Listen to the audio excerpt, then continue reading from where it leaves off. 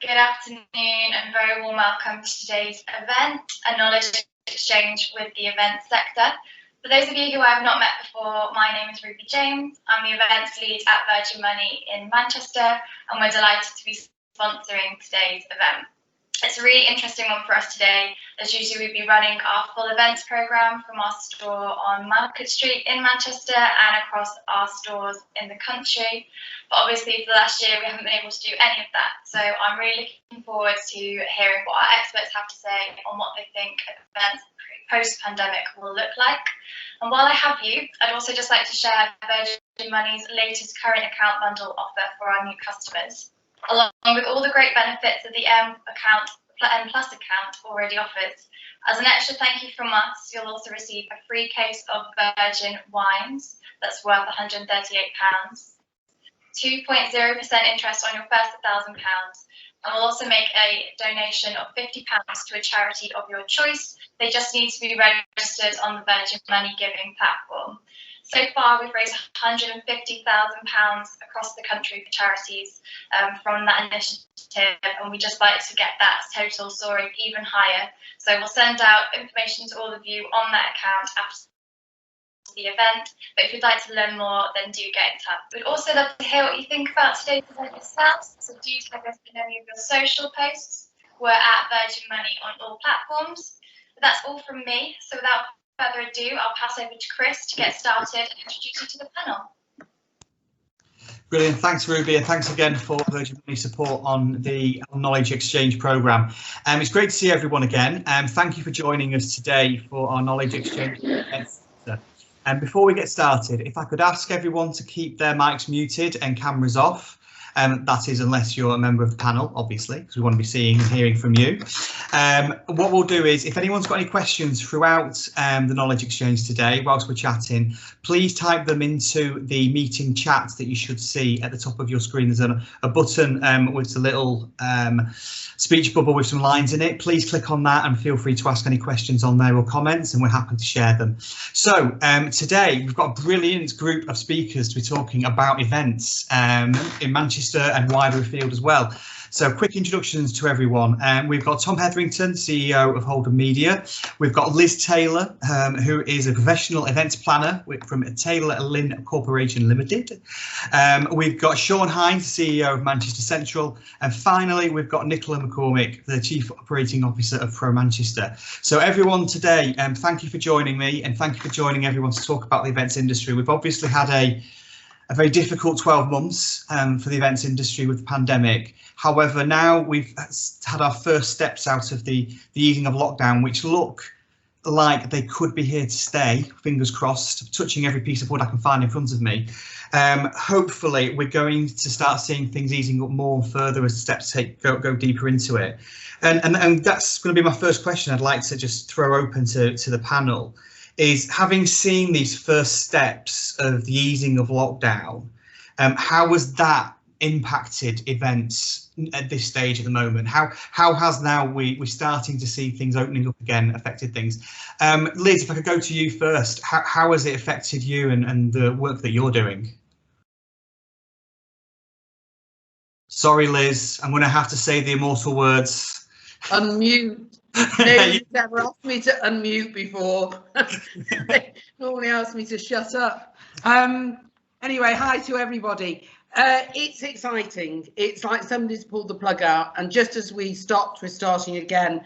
Everyone is curious and very up for getting plans into place. We've had an incredible response to the recent roadmap, and I'm looking forward very much to organising all sorts of events. I mean, we start on the 26th of June with a wedding that was actually meant to happen in Italy, and the client lost, and I wasn't organising it, to hasten to add, because the client lost £30,000 in revenue, and so has moved it to the UK. So there are a lot of casualties out of the last 12 months, but my ethos has been and still is, my cup is half full. We've got to be really positive. There's no reason, if everybody is sensible and we all adhere to the rules that are placed upon us, that this roadmap cannot be the road to recovery. We should be going for so that by Christmas, the events world certainly will be organising parties as they always have been doing. So in short, in answer to your question, Chris, it's been a brilliant response. That's great. It's good to start with a positive on these. I remember the first knowledge exchange we did for Pro Manchester, and it was soon after the lockdown started, and obviously everyone was well, couldn't really say we're positive about how things were going to go. So it's great that we're back and we're able to talk positively about things. And thinking about that, Sean, in terms of Manchester Central, I know that you've had a number of plans, and obviously Manchester Central has been a very central venue when it comes to what's been happening in the pandemic with the Nightingale Hospital and so on. How is the easing of lockdown now helping you in terms of planning for what's going to come to Manchester Central next? Yeah, thanks, Chris. Hi, everybody. Yeah, as you say, our destiny was somewhat determined by the presence of the Nightingale Hospital over the last year. And funnily enough, today is the day that we start the formal decommissioning of the hospital as well. So we're now into a process which is probably going to take us, what are we now, a couple of months probably to reverse out the hospital and get it back to a venue, you know, suitable for running events. So in some ways we've still got a bit of for us, we've still got a bit of a buffer between when we start to operate in the event space once again from where we are right now, which I think on balance is a good thing, because I think what we've learned through this pandemic is the more time that elapses, the more understanding and the more confidence people have, I think the better overall. But going back to the point about the lockdown, I mean, look, this all started for us on the 22nd of February when the Prime Minister announced, you know, the roadmap in its current form. And I have to say, from that date onwards, we did see a real opening of the gates in terms of interest and inquiries. And look, everything's relative, right? Up to that point, we'd seen, you know, things had been, you know, very, very quiet, very, in terms of volume of interest, activity, very low level.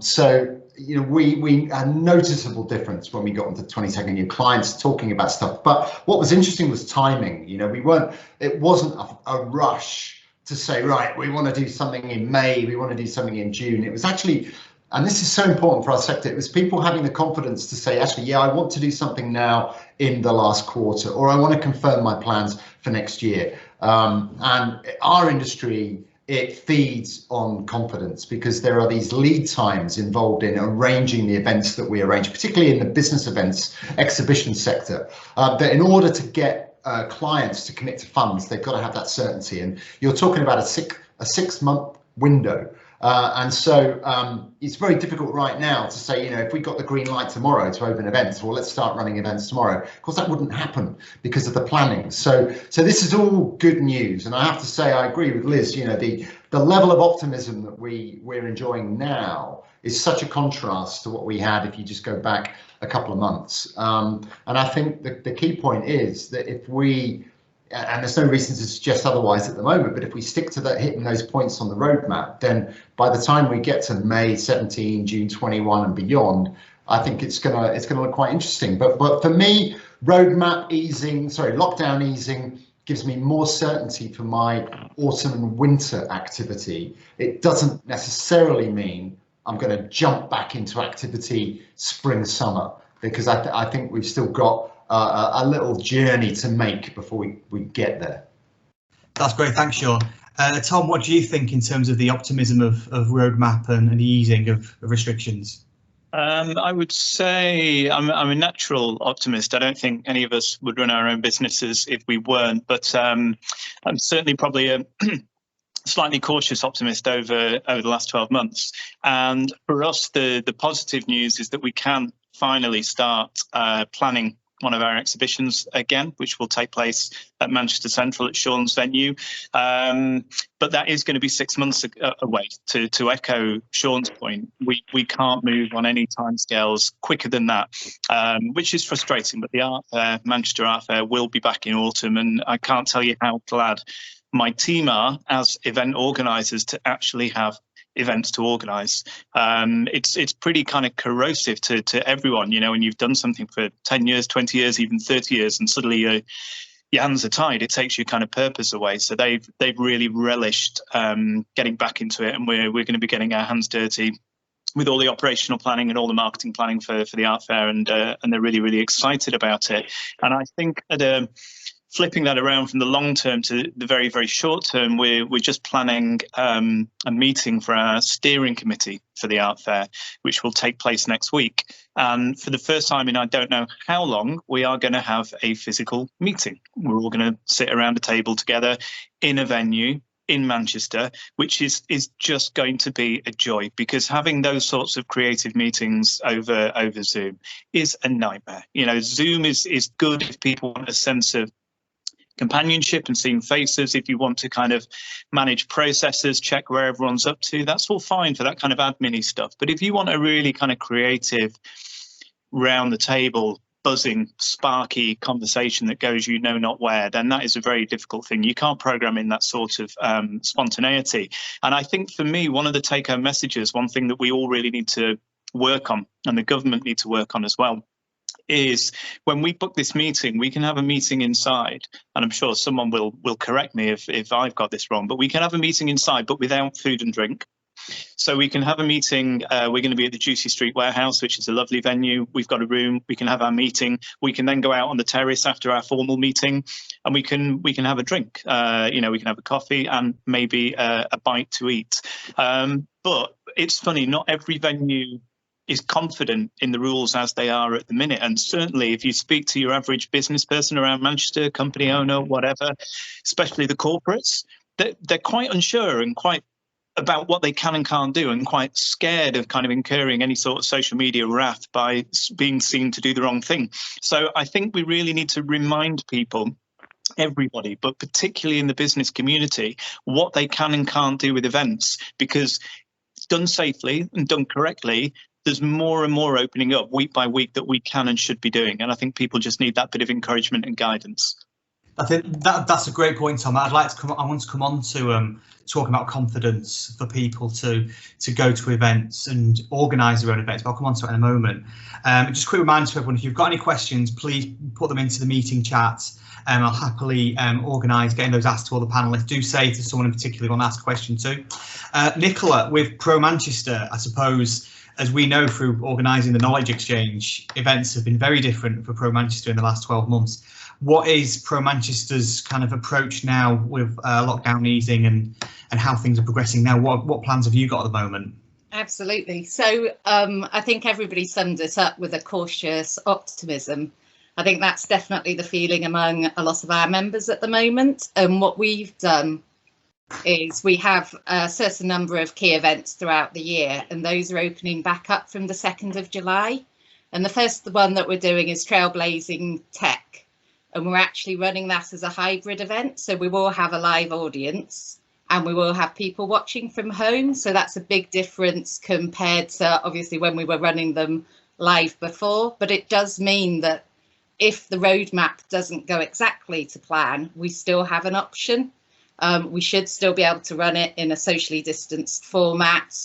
We can still have precautions in place. And then after that, our main sort of hospitality activity does start, like everybody else has said, more Q3 from September. So it's just making sure that we've got a backup plan should we need it if the roadmap doesn't go to plan. We have, as Tom was saying just before, also we've got a couple of events scheduled in from 17th of May to the 21st of June.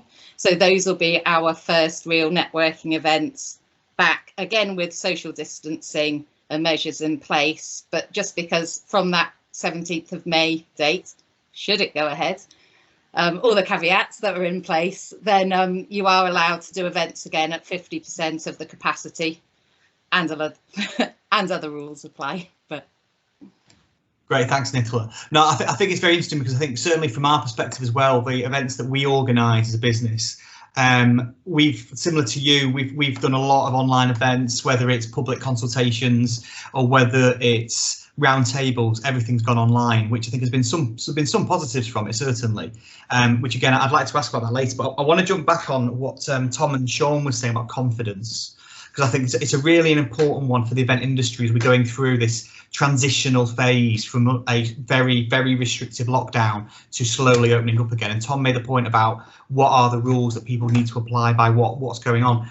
And Sean, I'm coming to you on this because I think you, having experienced the Nightingale Hospital, looking at the short, medium and long-term planning that you need to do, thinking about the confidence of customers, delegates, the public going to events, what have you and what do you think that events organisers, event venues can do to help rebuild that confidence and get people back into events?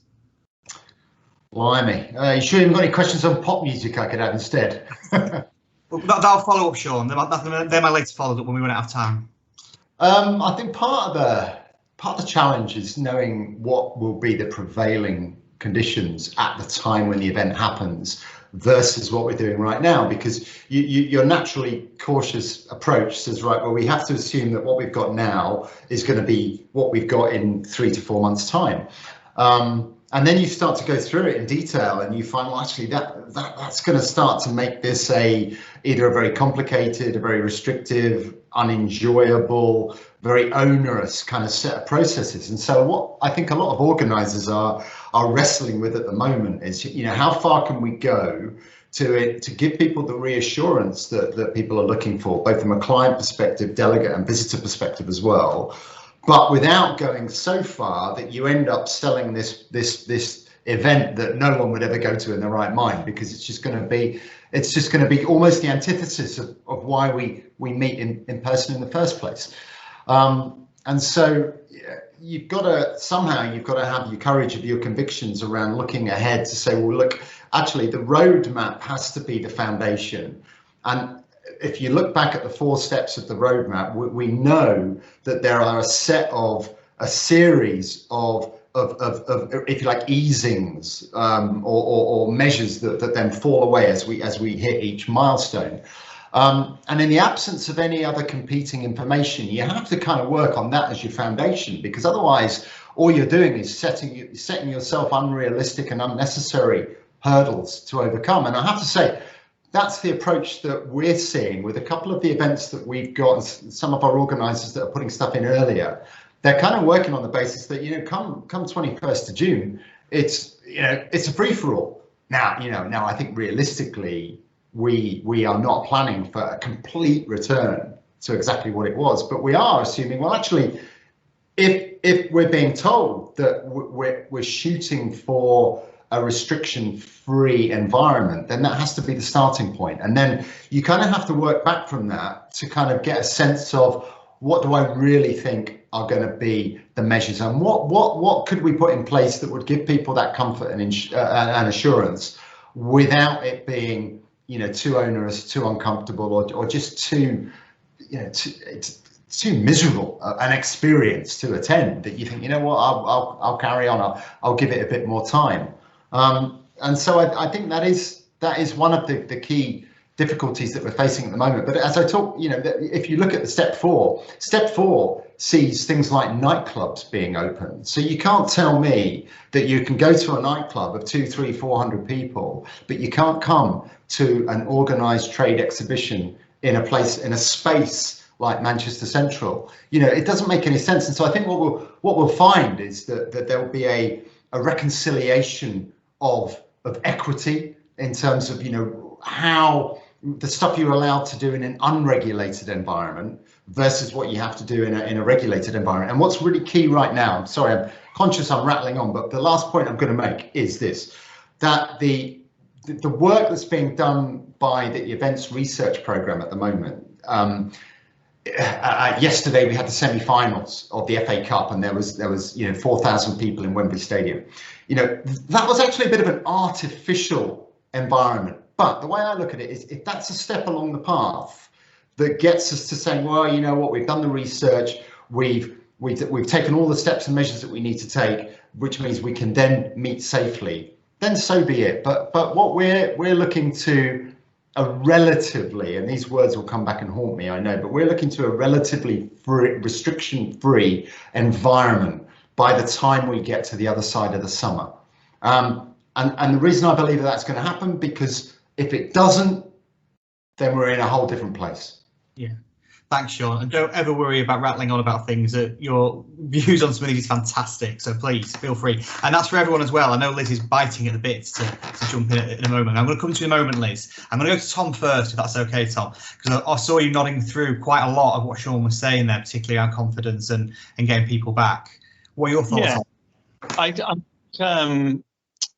For us, particularly with the art fair, which is a consumer-facing event, consumer confidence is tantamount. It's the most important thing, and we didn't do the art fair next year, so we're not going to find out exactly how our customers, our visitors are feeling until we get a little closer. But we do sit on numerous kind of panels and association for the cultural sector in and around Manchester. So we hear what's going on with music venues, with theatres. I sit on the board of Manchester Art Gallery as well.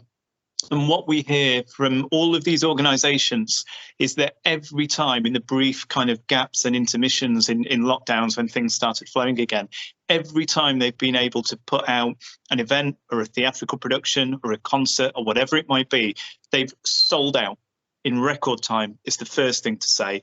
They just couldn't sell tickets fast enough, sometimes at kind of record-breaking levels. And then the next point is that when they have then had to subsequently postpone or delay, whether it was a production or whether it was a concert or whatever, the thing I heard from one of the biggest theatre groups is that something like 98, 99% of people had said, we don't want our money back. We'll just keep the ticket. We'll see you when we see you. We just want to come to that event. And I think that shows the strength of confidence and also the strength of goodwill towards events, just that people really believe in events. They really, really want to get back to them. And I think that's a crucial point, because, you know, we're now at the stage that restaurants and bars are starting to reopen, non-essential retail. I was out and about in Manchester a lot last week, trying to be a kind of one-man economic recovery.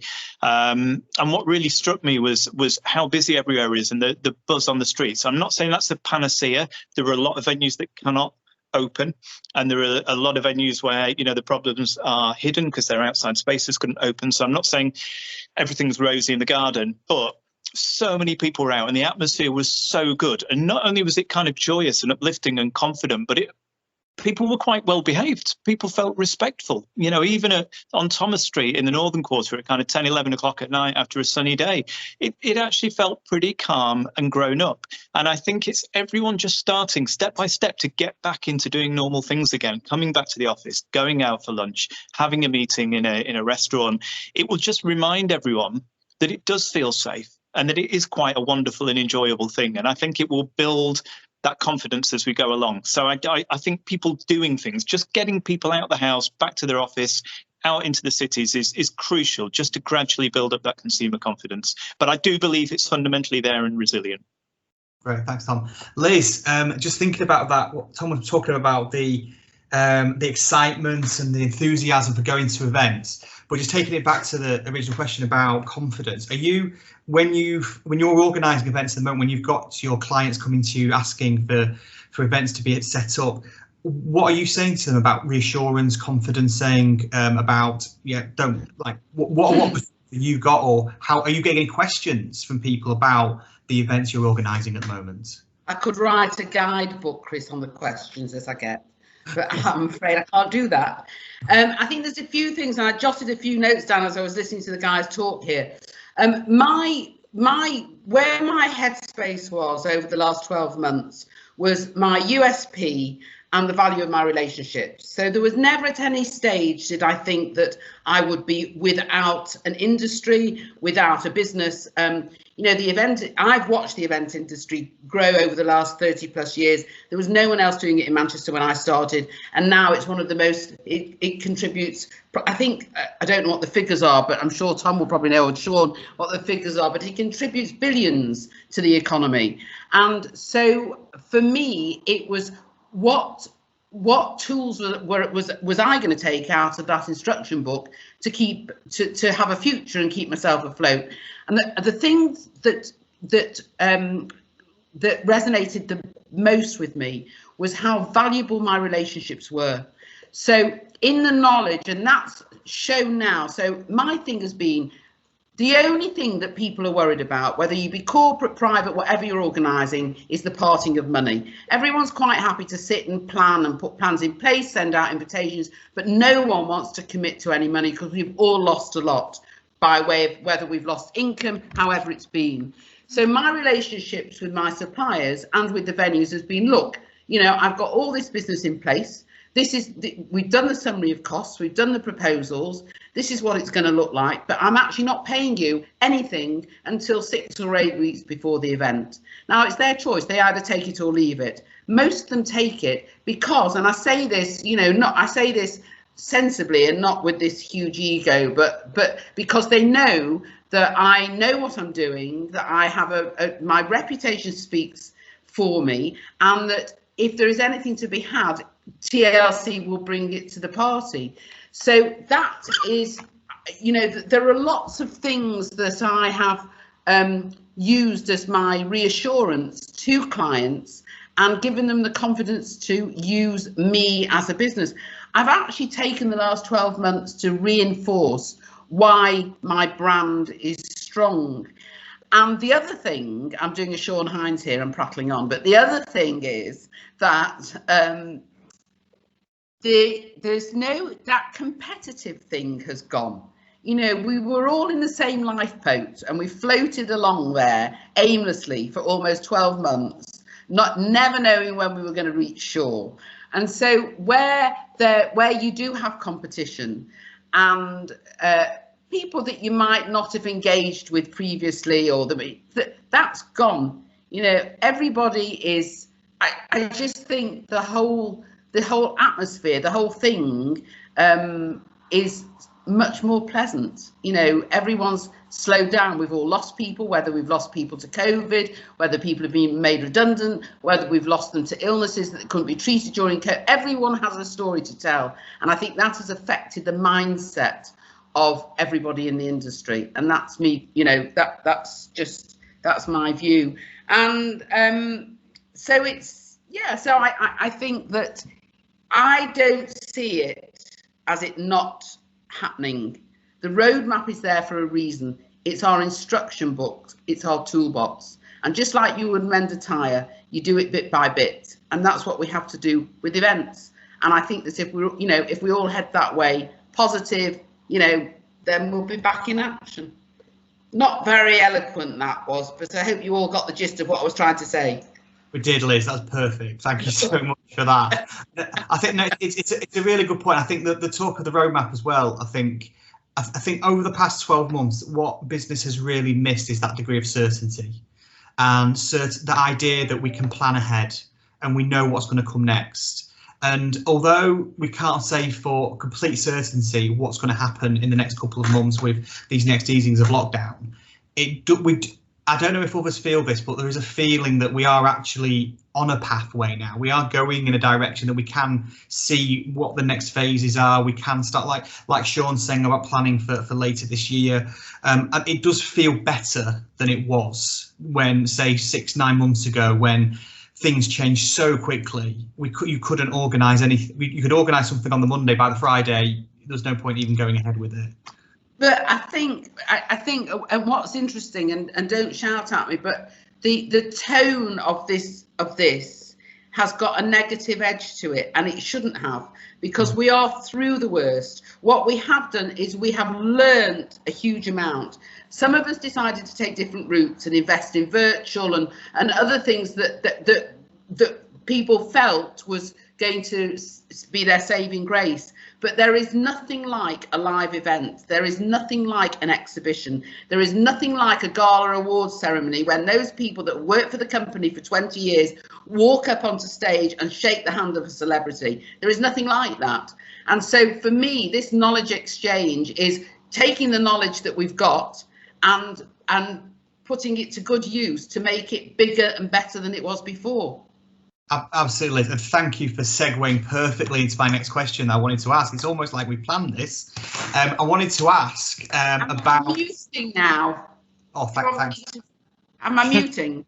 You can mute for a second, but I'll definitely be coming back to you, don't worry. Yeah, I wanted to ask about what have we learned in the last 12 months? What are the things that we can take away and say this is something that's going to change how we do things going forward? That although we want to get back to normality, whatever the normal is, there are things actually that we've learned that has made things better in some way. Because like Liz said, one of the things we wanted to do with today's webinar particularly and today's knowledge exchange is to be positive, to be thinking about the future and what comes next. So Nicola, you mentioned earlier on about hybrid events that Pro Manchester is doing. What would you say that you and Pro Manchester have learned from the last 12 months that you think would make a better offer for events going forward?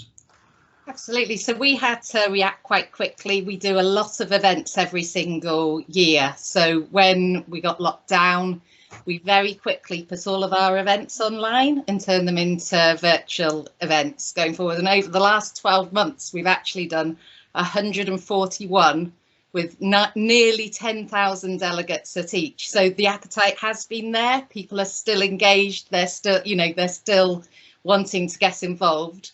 But within our membership, 89% are still can't wait to get back to live events, and that's where it is. So in terms of positives, we've got a really great programme of webinars, and we will still keep some of those in the programme. And that itself has extended our reach. So a lot of our events are in Manchester city centre, so people can always make them. And obviously the morning events as well are a little bit prohibitive.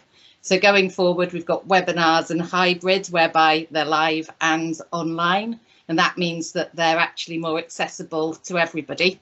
At this point, I'm going to do a quick shout out to my grandma who's in the audience, because that completely demonstrates it. She's in Wiltshire and she's so proud of all her grandchildren. She's like, can I watch? Can I watch? And I'm like, absolutely. So that's another positive going forward. Hi, Grandma. What else was I going to say? I've been pissed off by my shout out now. Yeah, so going forward, we've got extended reach, we've got use of technology. We did our Made in Manchester awards completely online this year, which we had the audience in the background, which was something different. Again, can't wait to do it. Sat round a table with a bottle of wine this year. But again, if people can't make it, we can still do it hybrid. And Trailblazing Tech, we did studio style this year, with the speakers in the studio and people watching from home, which actually has set us up really well for doing it hybrid this year in July. Brilliant, thanks Nicola, and hello to your nan as well, your gran as well. Thank you for joining us. Tom, what do you think in terms of the past 12 months? Are there things that you can take away as positives that we could possibly use to go forward? Yeah, I think for me, it's made us think or made us clarify our thinking as to exactly what our events are for and why people come to our events. And taking NRB, Northern Restaurant Bar, our big hospitality trade exhibition, a business exhibition, as an example, we've always gone really big on content, on speakers, on chef demos, on cocktail competitions, tutor tastings, whatever that might be. And that's a really important marketing hook for us. But I think we've always kind of understood that although that gives us the PR and something to talk about, it reminds people that the event is on. It's maybe the thing that makes them click on a registration button. What they really come for and what they get out of it is the engagement, the human interaction, the chance conversation, bumping into clients and going out for a drink after the event, or seeing someone they used to work with, or whatever it might be. And to pick up on Liz's point, actually meeting a superstar chef in the flesh, or anything like that kind of celebrity stuff is amazing, and it cannot be replicated. And we've done online events in inverted commas. I do sometimes struggle with that description. We've done some great webinars with Bruntwood, which have gone down really, really well.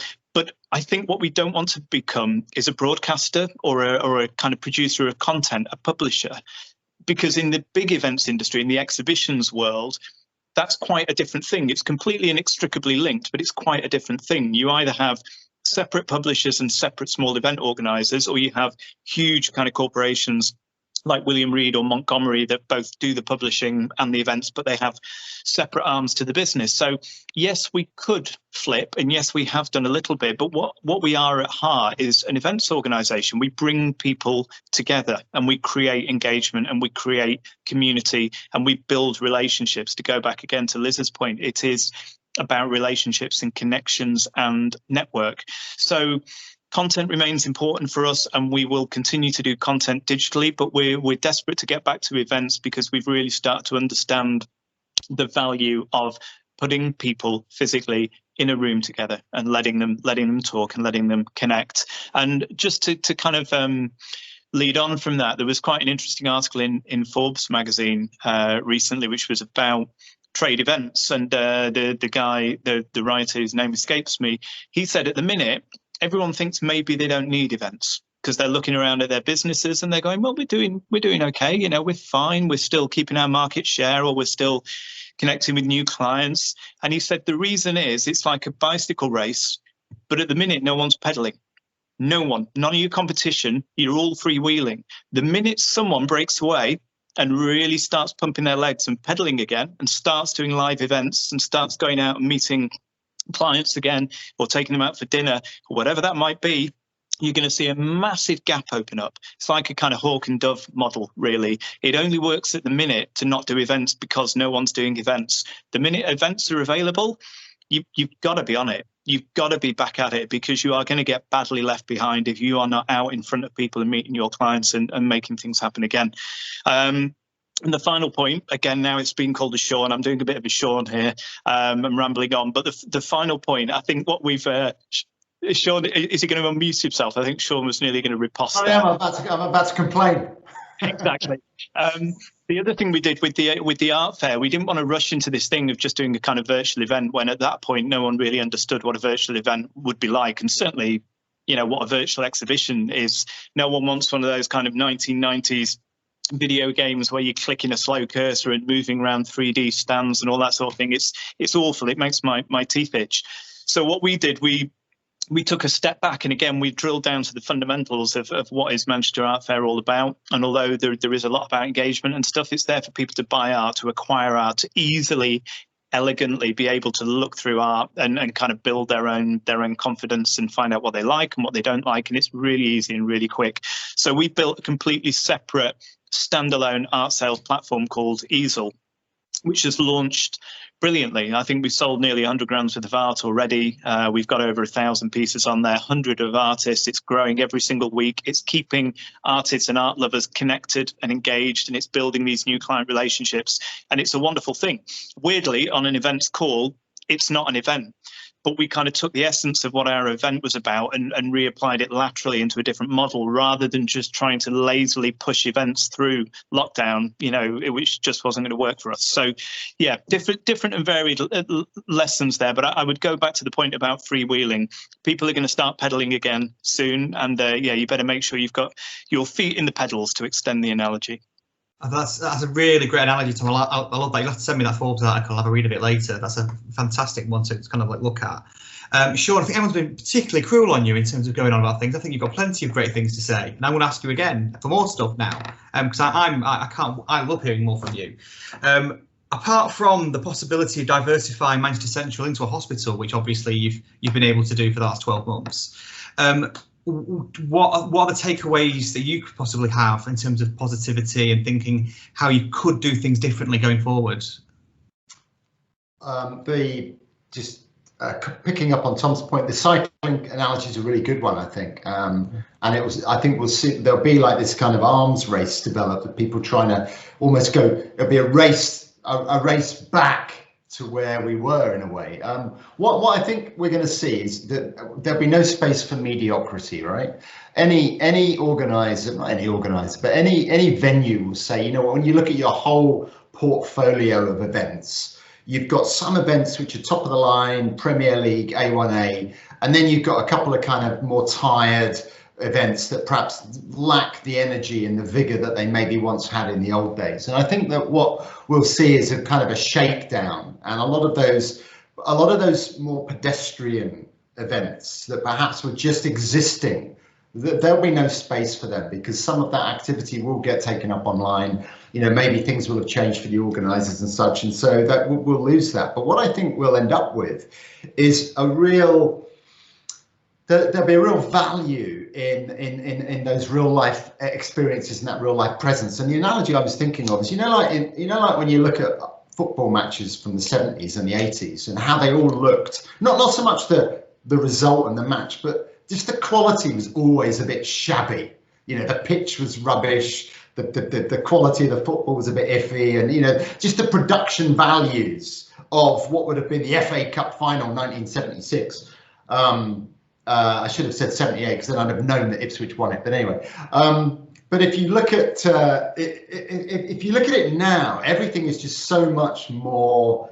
There's so much more intensity of the experience, and I think that's what we're going to see with events coming back. I think we'll lose some of the more mediocre space happenings will go, but the events that do take place, the people that are there really want to be there. The exhibitors, the sponsors, the headliners, they will really value the time that they're spending in presence with people. There'll be a premium and a value for that in presence kind of experience, because you know what, you can go on YouTube or Vimeo or the internet and you can pick up seminars like this all day long.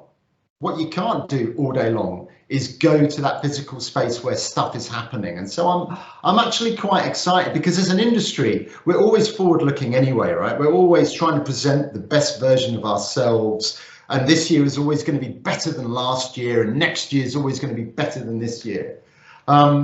But I just think we're going to go up a level, and there's going to be a real,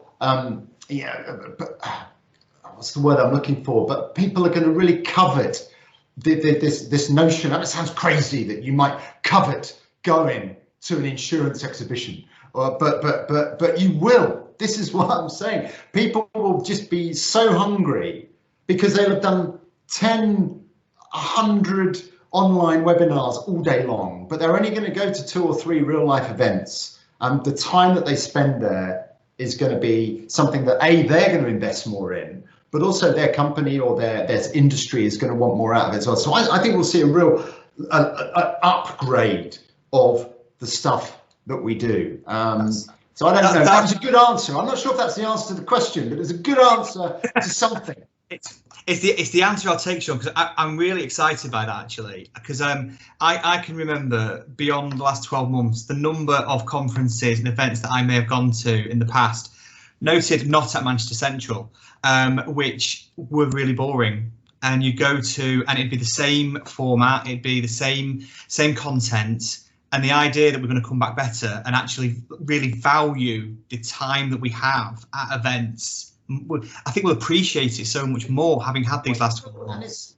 We were banging on about this before, not us, Chris, but generally, right? You go to some exhibitions in our place and you'll see an exhibitor who does nothing to engage on their stand, sits behind a desk drinking their coffee or looking at their phone, and wonders why the event didn't really work out for them. I think what this whole bloody thing has taught us is that the time that we do have together, we're going to be on our A game. And that's why I think actually even at an exhibition by stand level, we're going to see things that are really interesting. There will be the blending of digital and real life, and it'll be like when you watch the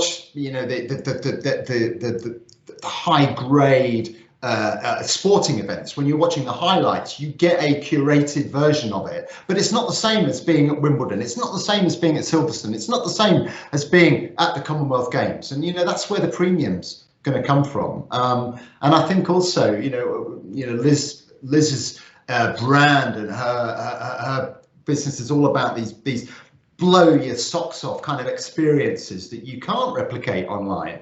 And I think that's going to come back as well. And I know there's talk about roaring 20s and all this kind of stuff. I don't know if it'll get like that, but I think there will be. I just think there'll be this great eagerness for just enjoying that moment, because we didn't appreciate how much we liked going to that Valve conference until we can't go to that Valve conference anymore.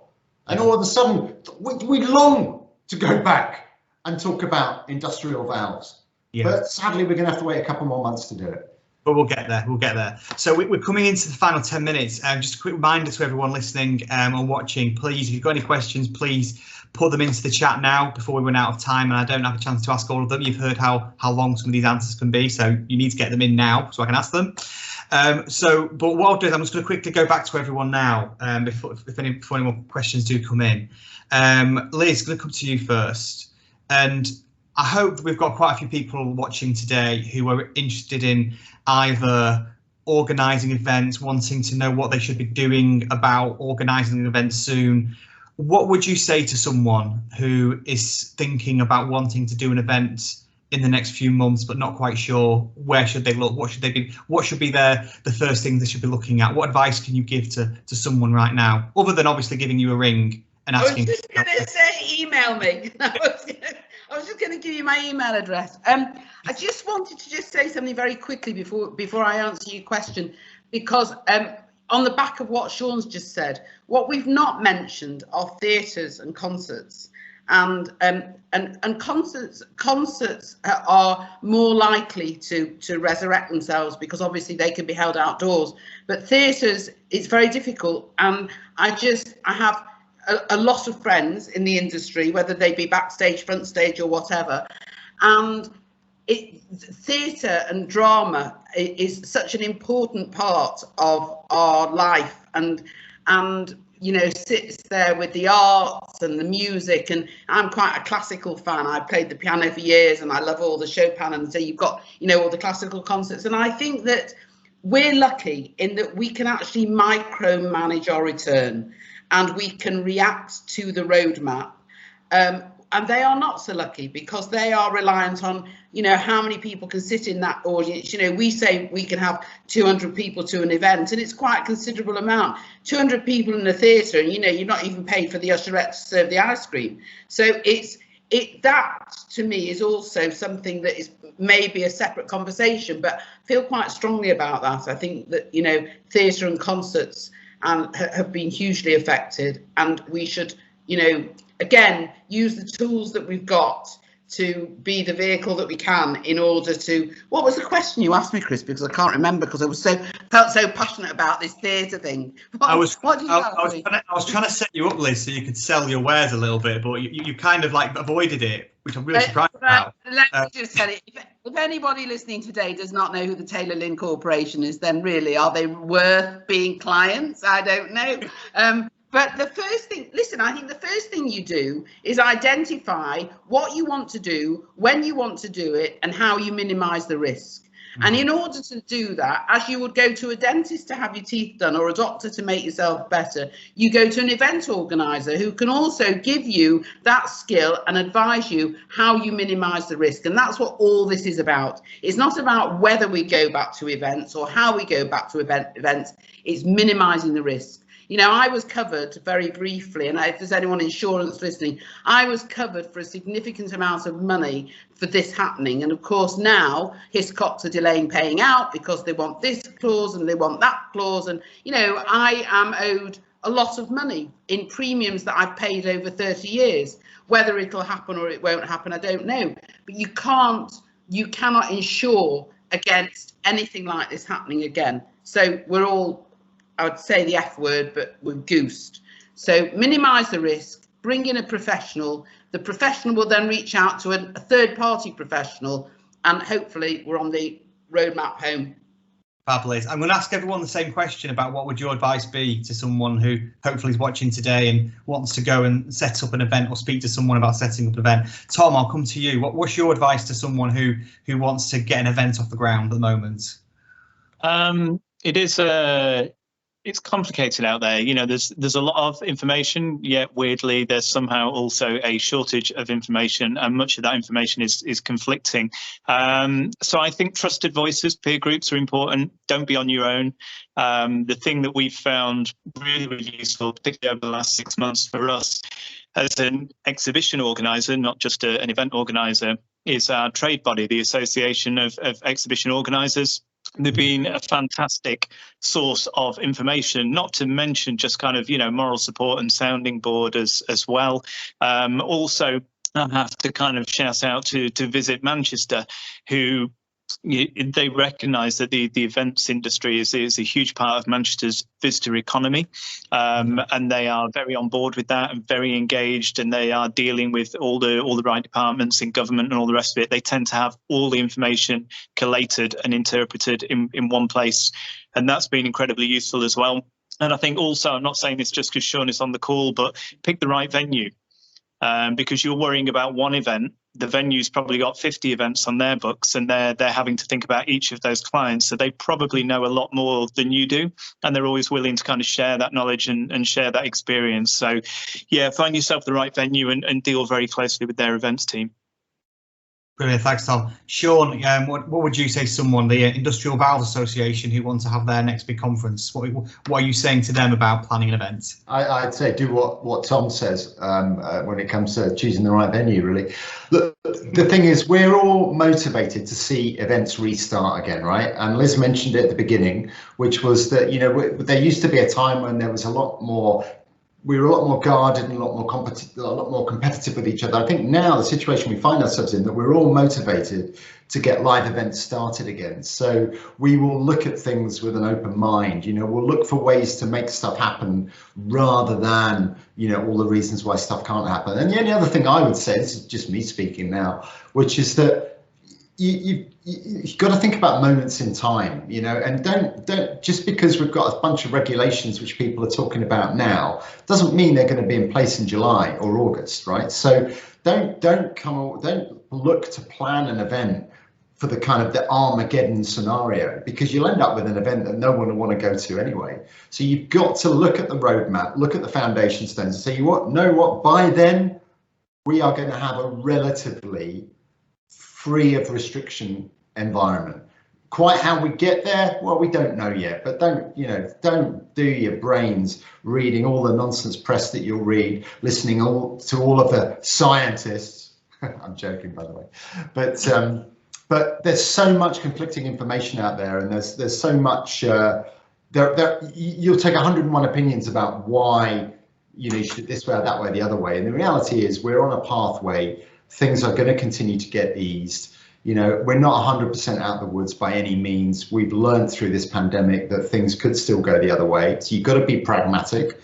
But if you work with the right partner, then you can work through it together and you can get stuff happening. And some of the organisers that we're working with in the early stage events, I mean, they're really ambitious, they're really eager, and they're bold. They want to get back out there. And a lot of the stuff that we've seen go on sale, whether it's Freight Island, whether it's Warehouse Project, whether it's other stuff, these are bold organisers that are saying, you know what, we don't know the answers, but we know that by the time we get there, we will have everything in place. And that's exactly the approach that we're taking.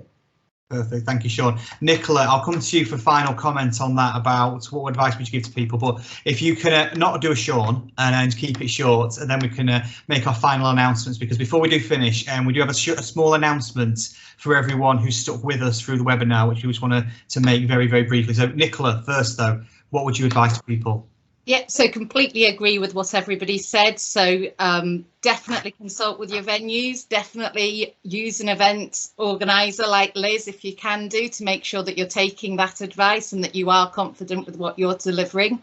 But the other thing is, make sure that you also speak to your attendees and actually gain knowledge from them and what they want, because it might be that you're going down one road thinking that they've wanted something that they had in the past, but actually they don't quite have the confidence yet. So in terms of our membership, we have a vast array of different members. Some, they don't know when they're going to be allowed back to the office yet, let alone when they're going to be allowed back to an event. Whereas we've got a lot of people, like I said before, who are raring to go. So make sure that it's the right event for the right people at the right time. Brilliant, thanks, Nicola. Well, that brings us to a conclusion. First of all, big thanks to everyone. Thank you, Tom. Thank you, Sean. Thank you, Liz. Thank you, Nicola, for taking part. Thank you, Virgin Money, for sponsoring today. But before we do go, we do have quite an exciting announcement that we want to share with you all. And there's a bit of a reward for all of you sticking through the webinar and getting involved in today. The amazing Liz has very kindly helped organise an event for us to all go to and actually be at physically, to see each other and talk to each other. So I want to make a massive thank you to Liz. We've organised an event on, it's the 23rd of June, I believe. Do you want to tell us a little bit about it, Liz? I was just going to say, who's announcing this, Chris, me or you? Well, I want to set it up. Anyway, no, it's my turn. So listen, first of all, it's not a reward, it's an invitation. Pro Manchester is a very, very valuable part of the industry, the institution, the networking and all that other stuff that makes us all tick. And when we were chatting pre this meeting, because this was all meant to be rehearsed, but I'm sure that to all of you who have been listening, it doesn't sound rehearsed at all, because I don't think it was. And if you look on social media at the moment, everyone's referring to doing a Sean. So Sean now has international fame. Anyway, back to the invitation. Hotel Football, who have got amazing space on the roof, and it all opens up in the event that we have to have open space. The wonderful Jess Southworth, who is the sales director there and a great mate of mine, together with Stuart, who is the MD of GG Hospitality, and obviously Gary Neville and Ryan Giggs, are opening the space up, and we're all invited as their guests for, they say Prosecco, but I'm a champagne girl, so watch this space, folks, and bits. On the 23rd of June, from about 6 o'clock, there's no catch. It's just for us all get together, and I will be there with my booking book so that all of you can book me if you so wish. So we'll see you then. Thank you very much, Nicola, for doing this and for having us as the spokespeople, and hopefully we'll all meet face to face then, and even Sean can come. I hope so. Yeah, thank you, Liz. And again, thank you very much for helping sort that out as well. It was great for us to chat a couple of days ago when we were planning this event, and your suggestion to actually we're talking about events. Well, why don't we actually have an event to talk about events as well? So get it in your diaries. I think, Nicola, if people are interested, and get in touch with yourselves, but it's an invitation to come. So please, we look forward to seeing you. Absolutely. I'll send out all of the details after, so you've all got the invite in writing. Brilliant. On that note then, once again, thank you very much everyone for taking part. Thank you for listening today and getting involved. If you do have any questions to any of the panelists, please either get in touch through Pro Manchester, or I'm sure you can reach out to Liz, Tom and Sean on usual social media channels or through their organisations. But thank you again, and we look forward to seeing you again at the next event. Take care. Thank you. Thanks. Thank you. Bye. Bye.